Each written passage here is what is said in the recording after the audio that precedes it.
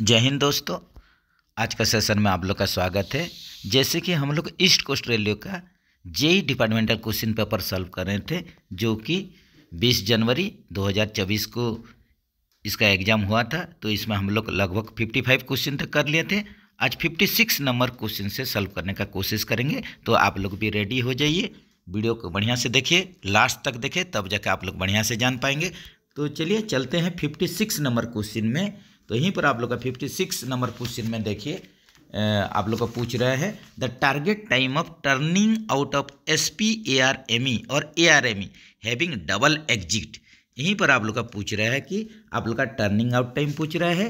तो आप लोग का accident relief medical van equipment या self propelled accident relief medical van equipment के लिए आप लोग का यहीं पर टर्निंग आउट टाइम पूछ रहा है, निकलने का समय पूछ रहा है, जो कि आप लोग का डबल एग्जिट में दोहरी निकास का केस में पूछ रहे हैं। तो जहाँ पर डबल एग्जिट का आप लोग का प्रावधान रहेगा, तो वहीं पर कितना टाइम में SPARME और ARME निकलेगा, यहीं पर यही क्वेश्चन है।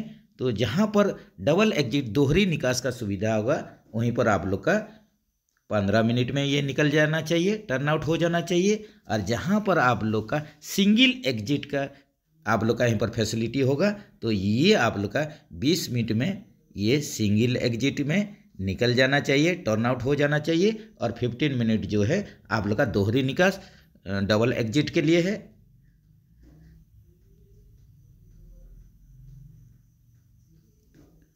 नेक्स्ट चलते हैं। The standard hours of duty per week for staff concern H incentive H पर HOER। ये देखिए आप लोग का आवर्स ऑफ एम्प्लॉयमेंट रेगुलेशन होता है, इसमें आप लोग का 4 कैटेगरी में भाग किया गया है। इसमें से एक जो आप लोग का एक इंटेंसिव कैटेगरी है, इसके लिए यहीं पर ड्यूटी आवर पूछ रहा है। तो आप लोग का HOER के तहत गहन के रूप में वर्गीकृत कर्मचारी के लिए प्रति सप्ताह का ड्यूटी का टाइम यहीं पर इंटेंसिव कैटेगरी के लिए क्या हो जाएगा, आप लोग का 42 आवर्स हो जाएगा। इस हिसाब से कंटिन्यूस के लिए 48 आवर हो जाएगा, ये भी याद रखिए कंटिन्यूस। और ये आप लोग का 42 आवर्स जो होता है इंटेंसिव कैटेगरी वाला कर्मचारी के लिए है।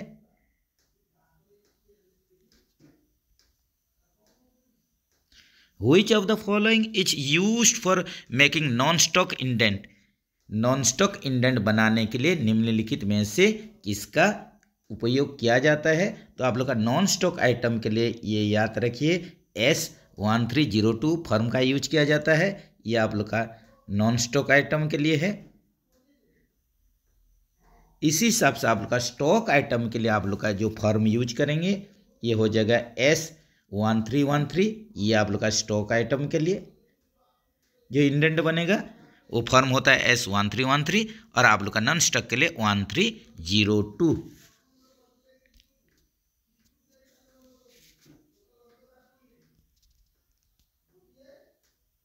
Dash gas is use in MIG welding. Metal inert gas welding में हम लोग कौन सा गैस यूज करेंगे, आप लोग का गैस जो यूज करेंगे ये हो जाएगा CO2। रिपीटेड क्वेश्चन है। कार्बन डाइऑक्साइड गैस को हम लोग मेटल इनट गैस वेल्डिंग में यूज करते हैं। ODC loads are divided into dash classes. ये देखिए ODC ओवर डायमेंशनल कंसाइनमेंट जो होता है, ये 3 कैटेगरी में वर्गीकृत किया गया है, क्लासिफिकेशन किया गया है। तो ये आप लोग का A कैटेगरी, आप लोग का A, B और C क्लास ODC, ऐसे ही आप लोग का कैटेगरी किया गया है। A class ODC, B class ODC और C क्लास ODC। तो इसमें आप लोग का जो क्लासिफिकेशन है, ये 3 क्लास में भाग किया गया है। ऑप्शन B के साथ चलिए। How many shock absorbers are used in Vande Bharat coaches. ये देखिए हम लोग LHB के बारे में पढ़ रहे थे। तो LHB में आप लोग जैसे कि जानते हैं, ये देखिए LHB में आप लोग का 9 नंबर्स डैम्पर्स पर बोगी ये यूज होता था।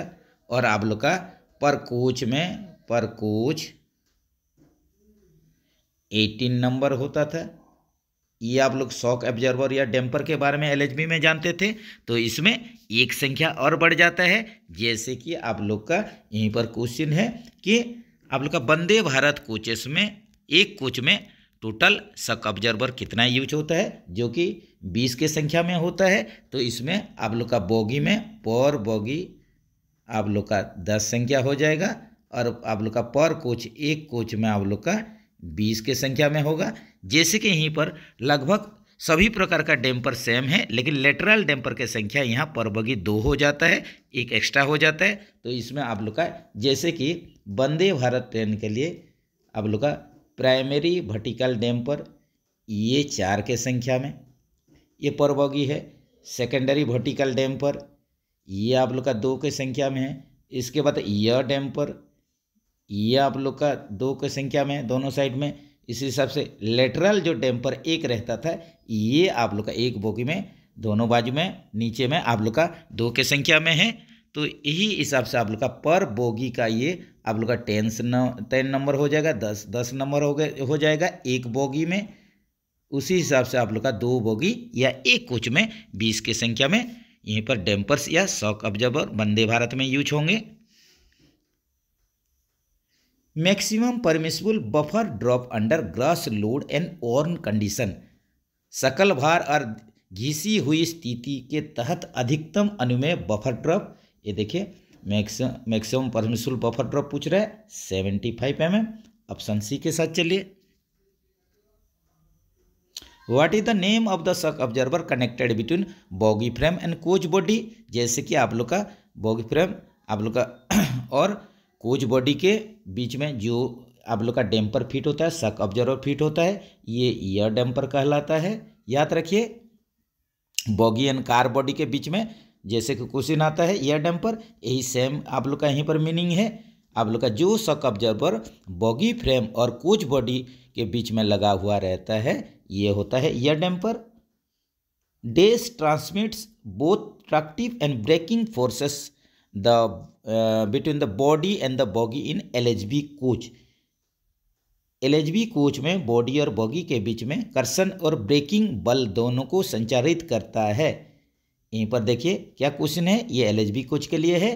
तो यहीं पर आप लोग का कौन सा आप लोग का पार्ट्स जो क्या करता है, ट्रांसमिट करता है ट्रैक्टिव और ब्रेकिंग फोर्स को, जो कि यहीं पर एलएचबी कोच के लिए ट्रैक्शन सेंटर हो जाता है। इसी हिसाब से आप लोग का अगर ये आईसीएफ कोच होता है, आईसीएफ कोच होता है तो यहीं पर ये सेंटर पिवट हो जाता है, ये भी याद रखिए।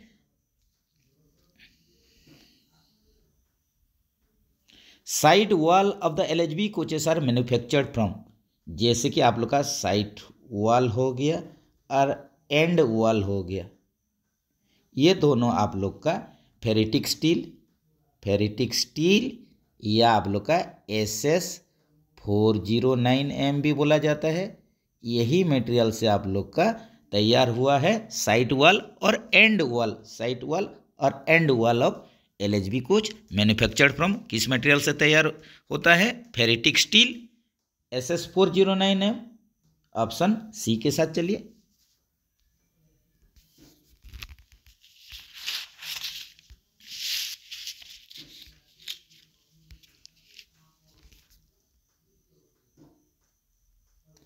Fire extinguisher use in AC LHB coach. AC LHB coach में जो फायर एक्सटिंग्विशर अग्निशामक यूज होता है डीसीपी टाइप का होता है, ड्राई केमिकल पाउडर टाइप का। Repeated question, what do you mean by SWTR। SWTR का मीनिंग क्या होता है, एक सिंगल कोच का सिंगल वागन का हम लोग जब ब्रेकवार टेस्टिंग करते हैं तो उसको सिंगल वागन टेस्ट रिग बोला जाता है, इसको बोला जाता है सिंगल वागन टेस्ट रिग। तो आप लोग ऑप्शन ए के साथ चलिए।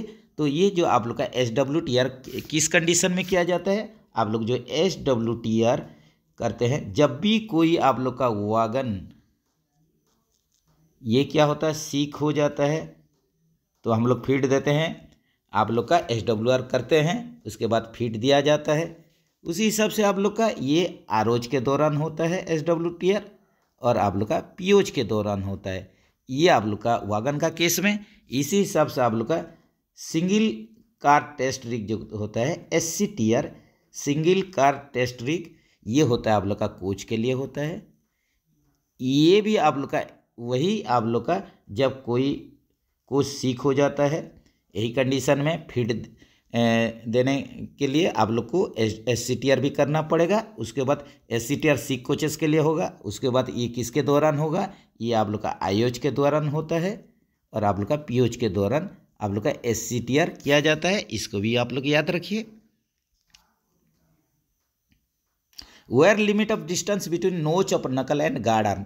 ये देखिए यहीं पर वेयर लिमिट पूछा है, तो वेयर लिमिट जो पूछा है ये किस किस का बीच में आप लोग का डिस्टेंस पूछा है, ये आप लोग का नोच of knuckle and guard arm, नकल नोच और गार्ड आर्म के बीच में आप लोग का जो वेयर लिमिट पूछा है, नकल की नाक और आप लोग का नकल नोच और गार्ड आर्म के बीच में जो घिसी हुई सीमा पूछ रहे हैं, तो इसका आप लोग का दूरी कितना होता है, ये दूरी होता है यहीं पर 130 mm। तो आप लोग का यहीं पर अगर स्टैंडर्ड अगर पूछेगा स्टैंडर्ड डिस्टेंस बिटवीन नकल नोच एंड गार्ड आर्म, एक स्टैंडर्ड का केस में आप लोग का 127 mm होगा। और आप लोग का वेयर लिमिट अगर पूछ लिया वेयर लिमिट, तो यही केस में आप लोग का 130 mm हो जाएगा। दोनों का आप लोग याद रखिए। Maximum permissible free slug in the draft gear in service, service में ड्राफ्ट गियर में अधिकतम स्वीकार फ्री स्लग कितना होता है, तो आप लोग का जो maximum permissible free slug draft gear में सर्विस के दौरान ये कितना होता है, 25 mm होता है। ऑप्शन सी के साथ चलिए।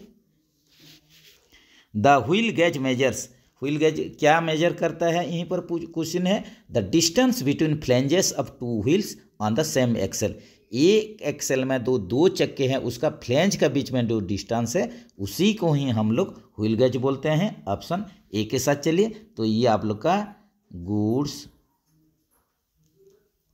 और ICF के लिए, गुड्स और ICF कोच के लिए ये हो जाएगा आप लोग का 1600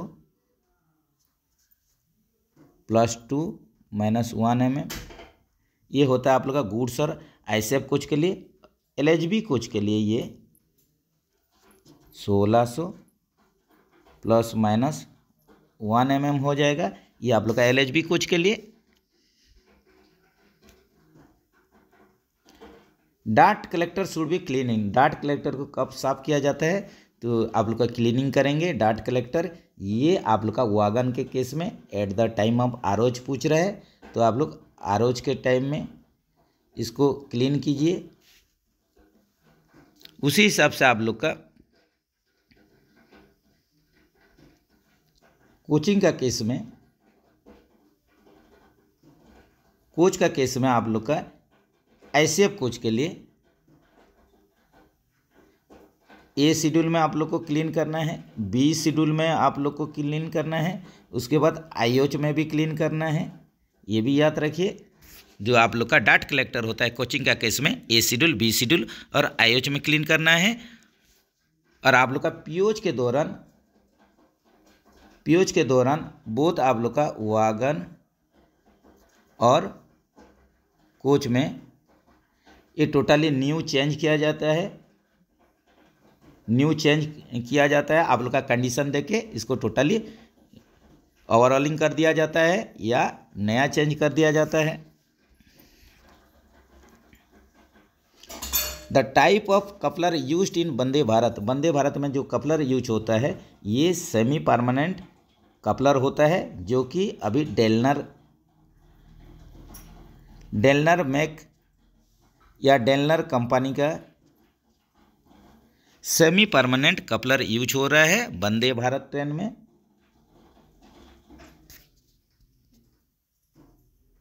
परमिसिबल व्हील डायमीटर डिफरेंस अब बोथ केसन ऑफ बगी ऑफ ए वागन, यहीं पर देखिए जब भी व्हील चेंज करते हैं तो परमिसिबल व्हील आप लोग का डायमीटर डिफरेंस देखा जाता है। तो यहीं पर आप लोग का क्वेश्चन है, देखिए बोथ केसन ऑफ बगी पूछा है, इसका मतलब आप लोग का सेम वागन में पूछा है, ये पूछा है सेम वागन में, जो कि आप लोग का 25 mm होता है।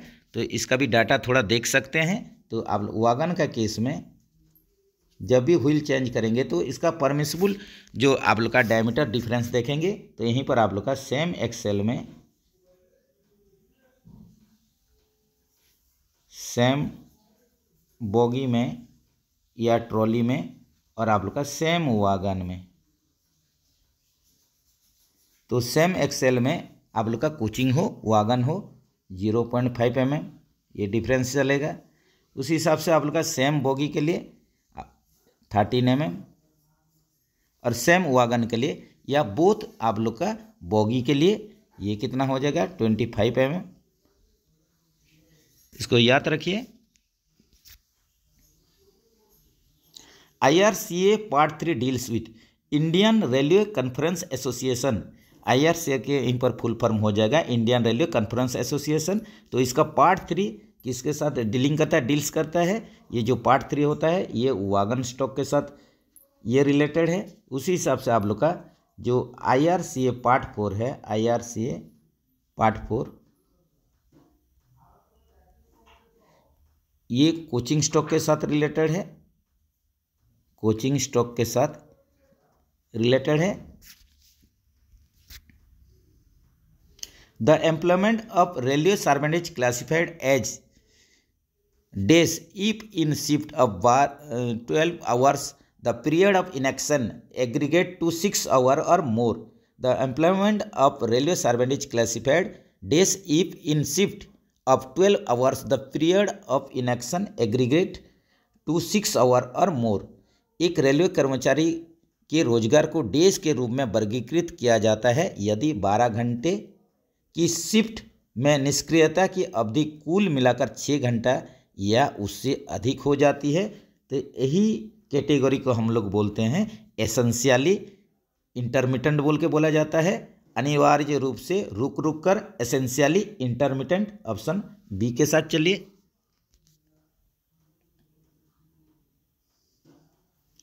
As per new wagon numbering scheme which digit indicates year of build. देखिए अभी जो नया वागन नंबरिंग स्कीम आप लोग का यूज हो रहा है जिसमें 11 डिजिट टोटल रहता है, तो इसमें आप लोग का कौन सा डिजिट ईयर ऑफ बिल्ड को यहीं पर आप लोग का दर्शाता है, ईयर ऑफ बिल्ड को ये इंडिकेट्स करता है। तो यहीं पर ये हो जाएगा आप लोग का 5वां और जो 6वां डिजिट है, 5 और 6 नंबर वाला डिजिट, यही आप लोग का दर्शाता है ईयर ऑफ बिल्ड को। तो इसके बारे में भी थोड़ा डाटा देख लीजिए।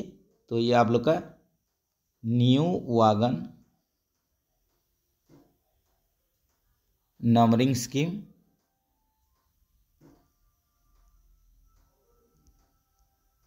तो इसमें आप लोग का टोटल 11 डिजिट रहता है। तो यही 11 डिजिट में आप लोग का इसमें भी अलग अलग डिजिट का अलग अलग आप लोग का यहीं पर इंडिकेशन है। तो जैसे कि type of wagon,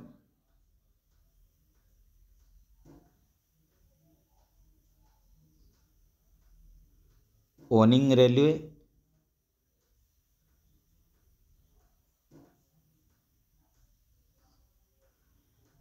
year of manufacturing,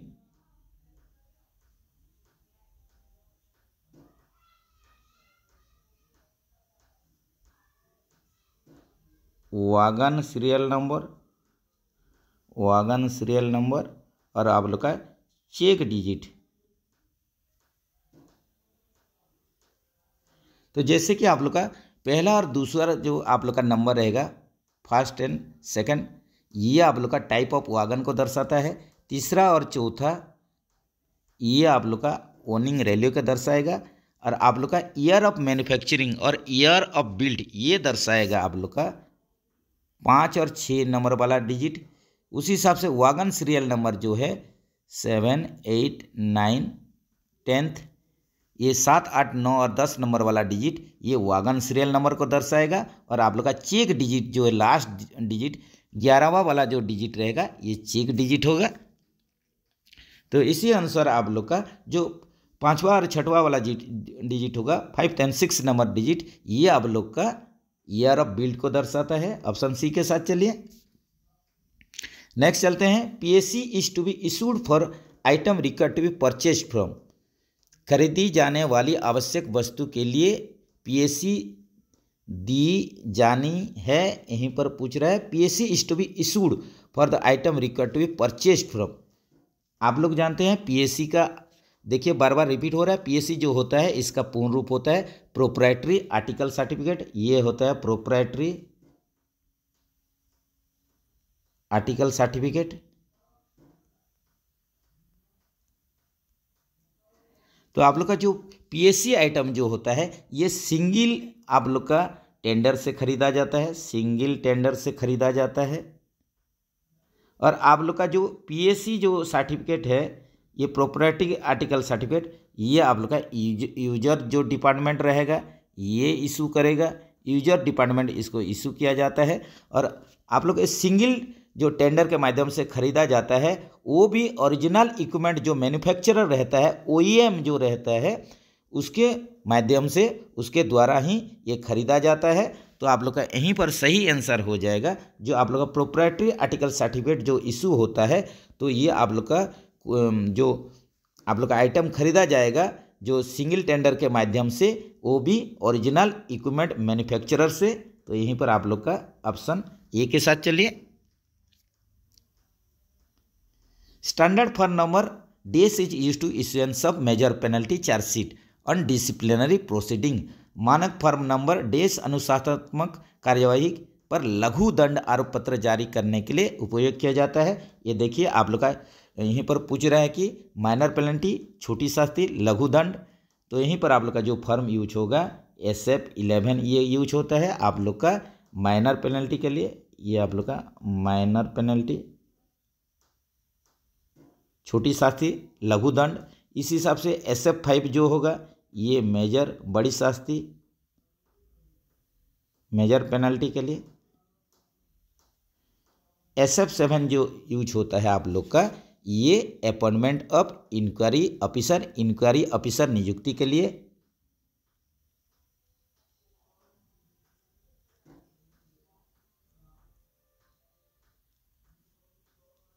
appointment of inquiry officer ये आप लोग का SF7 यूज होता है। और जो आप लोग का SF9 ये अभी रेलवे में यूज नहीं हो रहा है, नॉट अवेलेबल। आप लोग का SF9 के रूप में कोई भी फर्म संख्या नहीं है, नॉट अवेलेबल।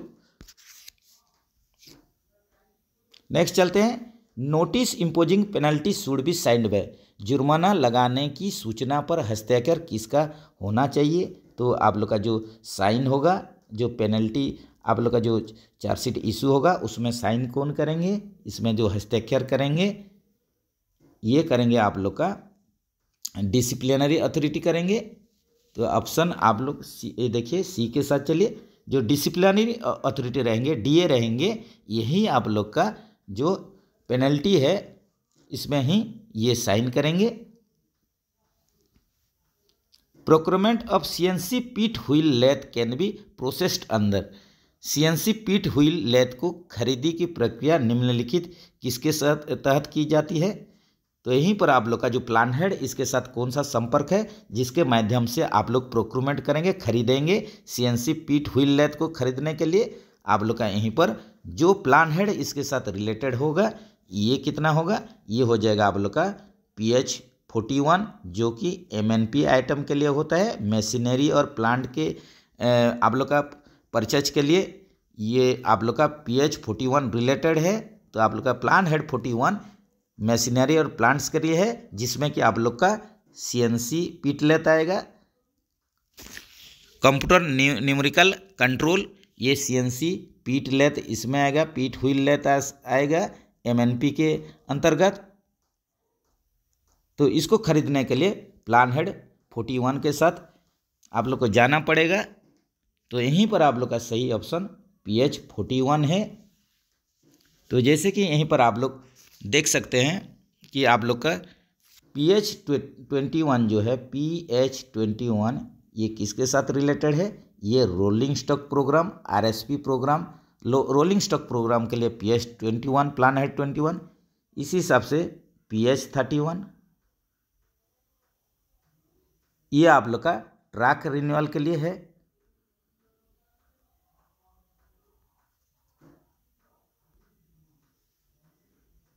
PH51 जो हो जाएगा यहीं पर ये आप लोग का स्टाफ क्वार्टर के लिए रिलेटेड है।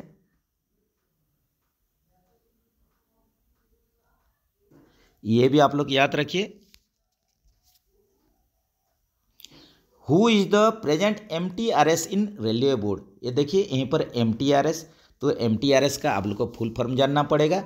ये होते हैं member traction and rolling stock, ये होते हैं आप लोग का member of traction and rolling stock. ये मेंबर होते हैं ट्रैक्शन एंड रोलिंग स्टॉक के लिए, जो कि आप लोग का ये अभी जो MTRS जो रेलवे बोर्ड में जो हैं इनका नाम है श्री सतीश कुमार जी। ऑप्शन बी के साथ चलिए। तो आप लोग का रेलवे बोर्ड में अभी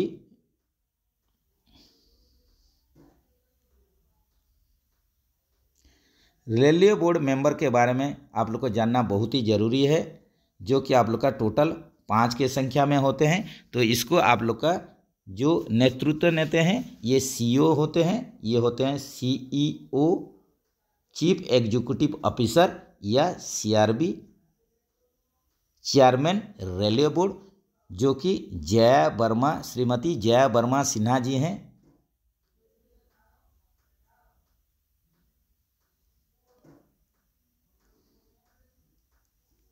इसी हिसाब से आप लोग का जो MTRS है, MTRS सतीश कुमार हैं, सतीश कुमार जी, ये member traction and rolling stock है। इसी हिसाब से member infrastructure,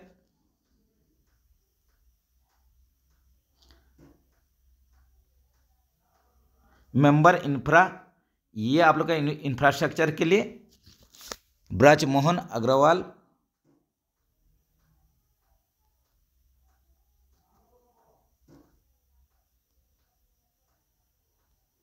Brijmohan Agarwal ji member of infrastructure हैं। इसके बाद आप लोग का member of operation and business development, member of operation and business development,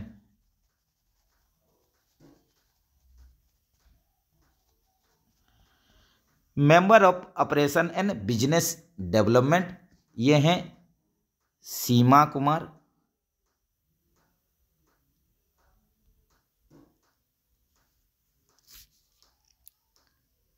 तो आप लोग इसको बढ़िया से याद रखिए। आप लोग का CEO हो जाएंगे श्रीमती जय कुमार सिन्हा जी हो जाएंगे। MTRS जो हैं Satish Kumar ji, member of infrastructure जो हैं Brajmohan Agarwal, member of operation and business development Seema Kumar. उसके बाद आप लोग का मेंबर ऑफ फाइनेंस, और एक आप लोग का पोस्ट है मेंबर ऑफ फाइनेंस,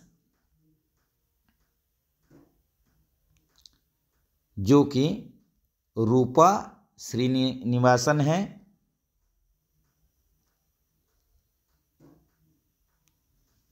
ये हो जाएंगे मेंबर ऑफ फाइनेंस जो हैं रूपा श्रीनिवासन, इसको भी आप लोग याद रखिए।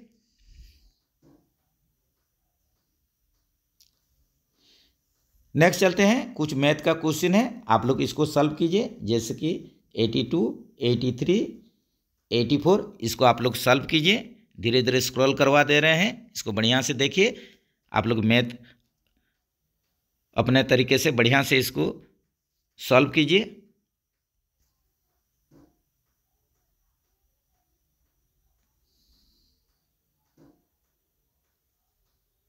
नेक्स्ट चलते हैं, electrical resistance and heating elements are made from. ये देखिए यहीं पर इलेक्ट्रिकल रेजिस्टेंस और हीटिंग एलिमेंट कौन सा मटेरियल से तैयार हुआ है। तो आप लोग का विद्युत प्रतिरोध एवं तापन तत्व बने होते हैं। इलेक्ट्रिकल रेजिस्टेंस और हीटिंग एलिमेंट जो बनाए जाते हैं ये नाइक्रोम से बनाया जाता है। ऑप्शन सी के साथ चलिए। If a 3-phase induction motor is attempted to operation on single phase with full load on it, it may, यदि एक 3 फेज इंडक्शन मोटर को एकल फेज पर पूर्ण भार के साथ चलाने का प्रयास किया जाता है तो क्या हो सकता है। ये देखिए यहीं पर 3 फेज मोटर है, आप लोग का 3 फेज मोटर है। तो 3 फेज मोटर को सिंगल फेज मोटर में आप लोग इसको चलाएंगे तो फुल लोड देके, तो इसमें क्या हो सकता है। तो इसमें आप लोग का देखिए पहला कारण यही हो सकता है कि धीमे चलेगा ये। उसके बाद आप लोग का ये स्लो रन होगा, उसके बाद बहुत साउंड आएगा, नॉइजी होगा। सेकंड केस में आप लोग का नॉइज होगा। और आप लोग का तीसरा स्टेप में हो जाएगा ये बर्नआउट हो जाएगा, ये जल जाएगा, बर्न हो जाएगा, बर्नआउट। तो आप लोग जब भी 3 फेज मोटर को सिंगल फेज में चलाने का कोशिश करेंगे, ये पहले आप लोग का धीरे से चलेगा, रन स्लोली। उसके बाद ये बहुत साउंड होगा, नॉइजी होगा। उसके बाद आप लोग का ज़्यादा देर तक इसको चलाएंगे तो ये जल भी सकता है। तो आप लोग पहला ऑप्शन हो जाएगा रन्स स्लोली, आप लोग का धीमी गति से धीरे धीरे चलेगा। Least count of vernier is defined as, ये देखिए वर्नियर कैलिपर का आप लोग का यहीं पर लिस्ट काउंट पूछा है। आप लोग का न्यूनतम जो मेजरमेंट लेते हैं, सबसे कम मेजरमेंट लेते हैं। जैसे कि हम लोग लिस्ट काउंट, इसका लिस्ट काउंट का फॉर्मूला होता है 1 MSD माइनस 1 VSD होता है। इसका मतलब 1 main scale division minus 1 vernier scale division होता है, जो कि आप लोग जैसे कि वर्नियर कैलिपर के लिए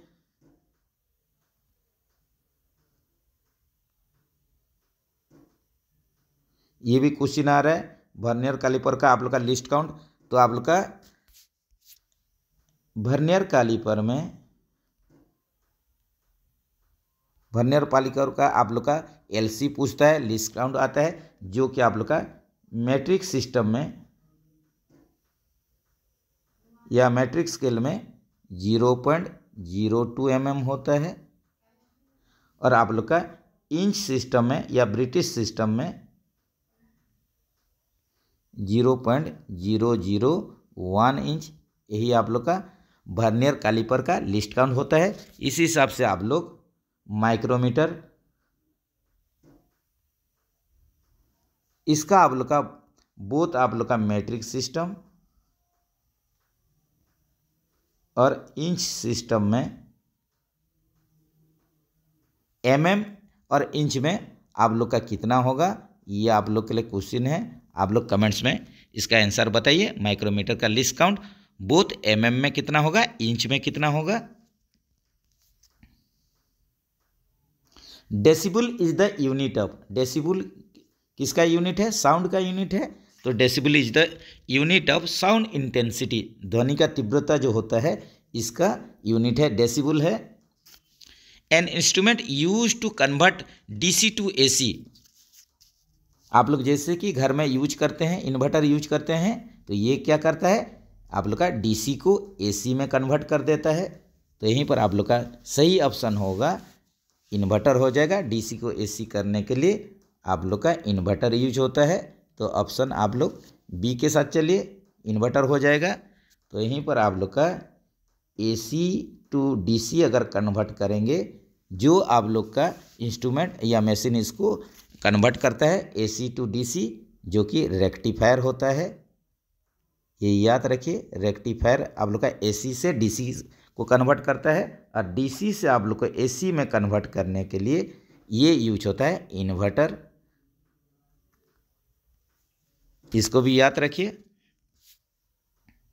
which of the following quantities remains constant in step down transformer, ये देखिए स्टेप डाउन ट्रांसफार्मर में आप लोग का कौन सा जो क्वांटिटीज है यहीं पर स्थिर रहता है।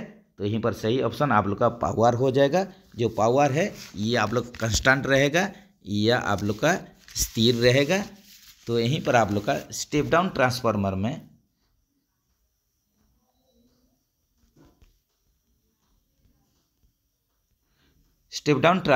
आप लोग का पावर जो है ये आप लोग का कांस्टेंट रहेगा। वोल्टेज डिक्रीज हो जाएगा, घट जाएगा। और आप लोग का करंट जो है ये इंक्रीज हो जाएगा, बढ़ जाएगा। ये तीनों कंडीशन स्टेप डाउन ट्रांसफार्मर में होता है, इसको याद रखिए। ये feeler gauge is use to, तो फिलर गेज क्या चीज़ के लिए यूज होता है, ये आप लोग का मेजर करता है? It measures clearance between two mating parts, दो मैटिंग पार्ट्स के बीच में ये क्लियरेंस कितना होता है इसको मेजर करता है। तो ये देखिए सही ऑप्शन क्या होगा? थिकनेस ऑफ क्लियरेंस हो जाएगा। ये क्लियरेंस को मेजरमेंट करने के लिए, दो मैटिंग के पार्ट्स में क्लियरेंस को मेजरमेंट करने के लिए, थिकनेस को मेजरमेंट करने के लिए आप लोग का फिलर का यूज होता है। ऑप्शन बी के साथ चलिए। कोडिफिकेशन ऑफ वीपीएच, वीपीएच का यहीं पर कोडिफिकेशन पूछ रहा है, तो ट्रांसपोर्टेशन कोड्स इसका क्या होगा? ये हो जाएगा आप लोग का हाई कैपेसिटी पार्सल वैन हो जाएगा, वीपीएच। ये हो जाएगा हाई कैपेसिटी पार्सल वैन हो जाएगा। तो ऑप्शन सी के साथ चलिए। तो आप लोग का पार्सल वैन को लेके देखिए कुछ डाटा है, इसको याद रखने का कोशिश कीजिए। जैसे कि आप लोग का वीपी जो होता है, वीपी ये पार्सल वैन होता है, पार्सल वैन। इसी हिसाब से आप लोग का वीपीयू ये भी पार्सल वैन है, जो कि आप लोग का 4 व्हीलर है, 4 चक्का वाला आप लोग का ये 4 व्हीलर कोच है वीपीयू। उसी हिसाब से आप लोग का VPH high capacity parcel van, high capacity parcel van. आप लोग का अभी एलवीपीएच यूज हो रहा है, ये आप लोग का हाई कैपेसिटी पार्सल वैन ये भी है, हाई कैपेसिटी पार्सल वैन।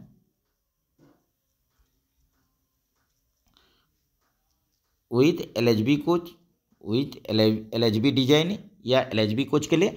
तो एलएचबी कोच के लिए जो हाई कैपेसिटी पार्सल वैन होता है वो एलवीपीएच होता है। VPH high capacity parcel van, VPU parcel van है लेकिन 4 व्हीलर है, और जो वीपी है ये ओनली पार्सल वैन है। ये सब भी एग्जाम में आ रहा है, इसको थोड़ा ये डाटा को याद रख सकते हैं।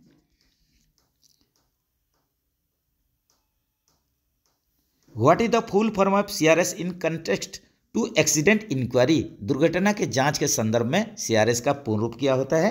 ये होता है कमिश्नर ऑफ रेलवे सेफ्टी।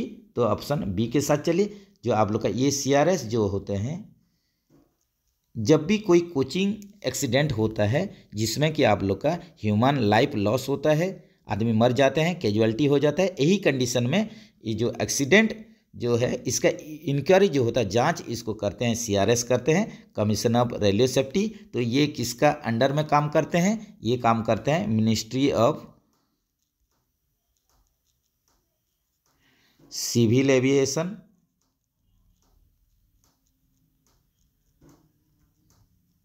ये आप लोग का नागरिक उड्डयन मंत्रालय के अंतर्गत ये काम करते हैं, उनका अंडर में काम करते हैं सीआरएस, याद रखिए। C class ODC, C class over dimensional consignment shall be move during. जो सी क्लास ओडिसी होता है ये ओनली डे लाइट में ही मूवमेंट करता है, और इसका जो आप लोग का मैक्सिमम जो स्पीड होता है ये 25 kmph होता है, जिसमें आप लोग का विथ एस्कॉर्टिंग स्टाफ, ये आप लोग का एस्कॉर्टिंग और एकम्पनी आप लोग का स्टाफ के साथ ही ये मूवमेंट होता है, जिसका मैक्सिमम स्पीड 25 kmph। ये भी ओनली डे लाइट में चलता है। Full form of RSP, RSP का फुल फॉर्म है railway stock rolling stock program. Sorry friends, ये हो जाएगा आप लोग रोलिंग स्टॉक प्रोग्राम हो जाएगा। ऑप्शन सी के साथ चलिए, जिसके साथ रिलेटेड है पीएच प्लान हेड 21, इसको भी याद रखिए। प्लान हेड 42 डील्स विथ, ये देखिए प्लान हेड 42 जो है ये किसके साथ डीलिंग करता है, डील्स करता है? ये आप लोग का वर्कशॉप इंक्लूडिंग प्रोडक्शन यूनिट, ये आप लोग का वर्कशॉप और प्रोडक्शन यूनिट के साथ पीएच जो 42 है ये रिलेटेड है, इसको याद रखिए। उसी हिसाब से रोलिंग स्टॉक प्रोग्राम के लिए पीएच प्लान हेड 21। आप लोग का ट्रैक रिन्यूअल के लिए इसके साथ आप लोग का ट्रैक रिन्यूअल जो होगा ये पीएच 31। पैसेंजर एमिनिटीज यात्री सुविधा के लिए, पैसेंजर एमिनिटीज के लिए आप लोग का यात्री सुविधा के लिए इसके साथ प्लान हेड कौन सा है? ये प्लान हेड है पीएच 53 और आप लोग का वार्षिक प्रोडक्शन यूनिट के लिए पीएच प्लान हेड 42। ये सब डाटा भी आप लोग याद रख सकते हैं, एग्जाम पॉइंट ऑफ व्यू से बहुत ही इंपॉर्टेंट है। Which is not a part of in motion electronic wave bridge system, कौन सा in motion electric wave bridge system का हिस्सा नहीं है। तो यहीं पर देखिए जो वेज रेल है ये आप लोग का इसमें पार्ट्स है, लोड सेल ये भी पार्ट्स है, ट्रैक स्विचेस ये भी पार्ट्स है, लेकिन यहीं पर जो OMRS है ये इसका पार्ट्स नहीं है। ये आप लोग का online monitoring of rolling stock,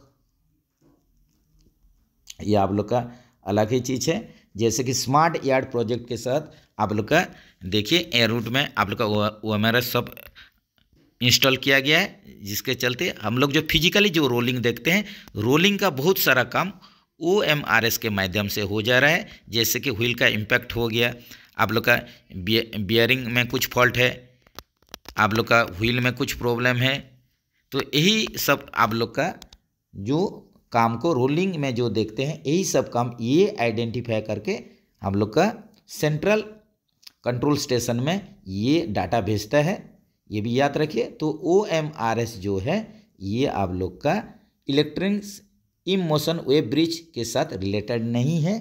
option C के साथ चलिए। In place a empty load box what device is used in BLC wagon, BLC wagon में क्या लगाया गया है, ये बार बार रिपीट हो रहा है, इसमें LSD लगाया गया है, load sensing device, load sensing device, जो कि आप लोग का पर बोगी, एक बोगी में एक के संख्या में है, पर बोगी एक है, और पर वागन ये 2 के संख्या में है। LSD load sensing device BLC बगी लो प्लेटफॉर्म हाइट कंटेनर में ये फिट होता है LSD। ये भी आप लोग का एम्प्टी लोड बॉक्स को हटा के LSD का इसमें यूज किया जाता है। This is an online end to end solution for procurement of commonly use goods and services for all central government and state government ministries, department, public sector and affiliated bodies. देश सभी केंद्र सरकार और राज्य सरकार के मंत्रालय, विभागों, सार्वजनिक क्षेत्र की इकाइयों और संबद्ध निकायों के लिए आमतौर पर उपयोग की जाने वाली वस्तुओं और सेवाओं की खरीद के लिए एक ऑनलाइन प्लेटफॉर्म है, अंतिम समाधान है, जो कि आप लोग का GEM है, government e-market place, government e-market place. Option B के साथ चलिए। A railway servant may prefer an appeal against an order imposing any of the penalties, such appeal is preferred within a period of days from the date of which a copy of the order appealed against is deliver to the appellant. कोई भी railway कर्मचारी किसी भी तरह का जुर्माना लगाने वाले आदेश के खिलाफ अपील कर सकता है। ऐसी अपील उस तारीख से 10 दिनों की अवधि के भीतर की जाती है जिस दिन अपील किए गए आदेश की एक प्रति अपीलकर्ता को दी जाती है। तो यहीं पर पूछ रहा है कोई भी आप लोग का जो पेनल्टी इम्पोज होता है तो इसका अगेंस्ट में आप लोग जो अपील करेंगे इसके लिए आप लोग को टाइम दिया जाता है। तो ये टाइम कितना दिया जाता है, ये दिया जाता है आप लोग का 45 डेज का। तो ऑप्शन ए के साथ चलिए। 45 के डेज के अंतर्गत आप लोग अपना जवाब जो है इसको आप लोग रख सकते हैं। When is Hindi day celebrated every year, ये देखिए यहीं पर राजभाषा का क्वेश्चन शुरू हो गया। प्रत्येक वर्ष हिंदी दिवस कब मनाया जाता है? 14 सितंबर। ऑप्शन ए के साथ चलिए।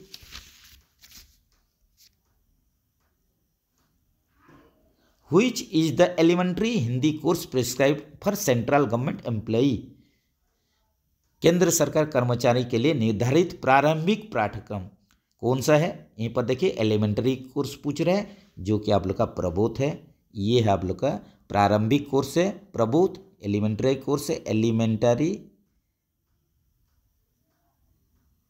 ये एलिमेंट्री कोर्स है, प्रारंभिक हिंदी पाठ्यक्रम है। उसी सब जो प्रज्ञा है ये फाइनल कोर्स है, ये आप लोग का अंतिम कोर्स फाइनल कोर्स प्रज्ञा है। तो जैसे कि आप लोग जानते हैं प्रबोध, प्रवीण और प्रज्ञा, ये 3 हिंदी कोर्स सेंट्रल गवर्नमेंट कर्मचारी के लिए, केंद्र सरकार कर्मचारी के लिए यही पाठ्यक्रम निर्धारित है। उसी हिसाब से अभी पारंगत को भी ऐड किया गया है। लेकिन इन जनरल क्वेश्चन में आप लोग 3 कोर्स के बारे में ही जानते हैं। और इसी के साथ ही आप लोग चलिए, who is the chairman of central Hindi committee, central Hindi committee, केंद्रीय हिंदी समिति के अध्यक्ष कौन होते हैं? तो यहीं पर प्रधानमंत्री जी होते हैं। रिपीटेड क्वेश्चन है, प्राइम मिनिस्टर सही option. According to official language rules which states comes under region A. यहीं पर देखिए, यहीं पर जो 4 ऑप्शन दिया गया है इसी में से कौन सा स्टेट है आप लोग का रीजन ए का क्षेत्र के अंतर्गत आता है, जो कि यहीं पर आप लोग का हरियाणा है। ये देखिए ऑप्शन सी में है। यहीं पर आप लोग का महाराष्ट्र, ये बी रीजन में आ जाएगा, पंजाब बी रीजन में आ जाएगा, और आंध्र प्रदेश जो है ये सी रीजन में आ जाएगा। इसको भी याद रखिए। 8 शेड्यूल डील्स विथ, 8वीं अनुसूची किसके साथ संबंध है? ये लैंग्वेज के साथ संबंध है। तो आप लोग का 8 शेड्यूल में टोटल अभी तक 22 लैंग्वेज शामिल है, ये भी याद रखिए।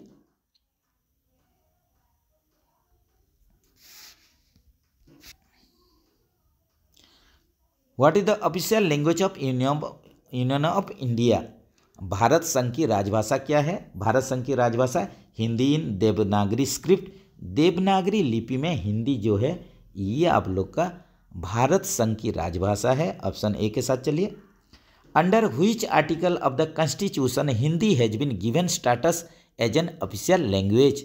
संविधान के किस अनुच्छेद के तहत हिंदी को राजभाषा का दर्जा दिया गया है? तो ऐसा आर्टिकल कौन सा है?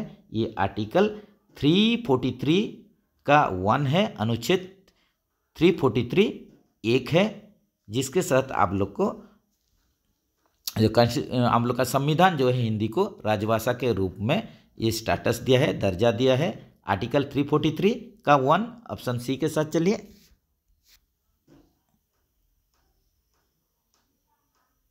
What is the order of language used in name designation and sign board?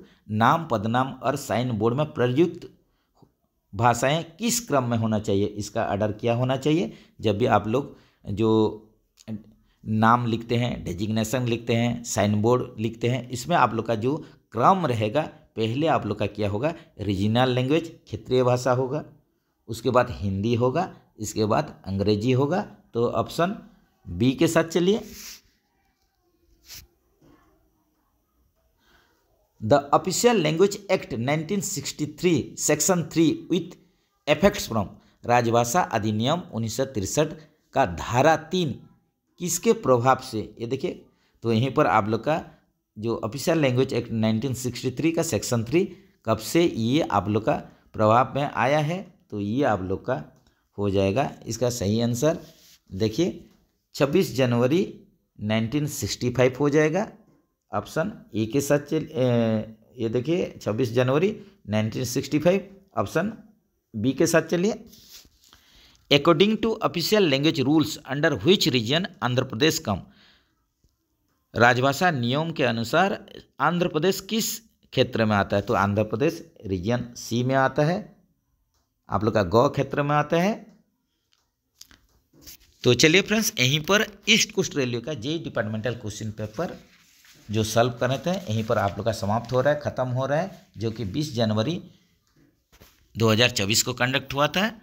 Video कैसा लगा? अगर वीडियो आप लोग को अच्छा लग रहा है तो ज़रूर लाइक्स कीजिए, कुछ भी खामियां हैं, कुछ भी गलती है तो ज़रूर कमेंट्स कीजिए, और अपना फ्रेंड सर्किल में उसको शेयर कीजिए। ऐसे ही आप लोग के लिए जानकारी वीडियो सब यही चैनल में अपलोड होता है, इसको बढ़िया से देखिए, जानने का कोशिश कीजिए। तो ऐसे ही फिर वीडियो लेके आपके सामने उपस्थित रहेंगे। तब तक के लिए आप लोग बढ़िया से प्रिपरेशन कीजिए, प्रैक्टिस कीजिए। डेली देखिए, यही चैनल पर आप लोग का डेली 10 क्वेश्चन अपलोड हो रहा है। इसको आप लोग कम्युनिटी सेक्शन में जाके डेली आप लोग प्रैक्टिस कर सकते हैं। तो चलिए फ्रेंड्स, फिर मिलेंगे नेक्स्ट वीडियो में। नेक्स्ट वीडियो का इंतजार कीजिए। जय हिंद दोस्तों।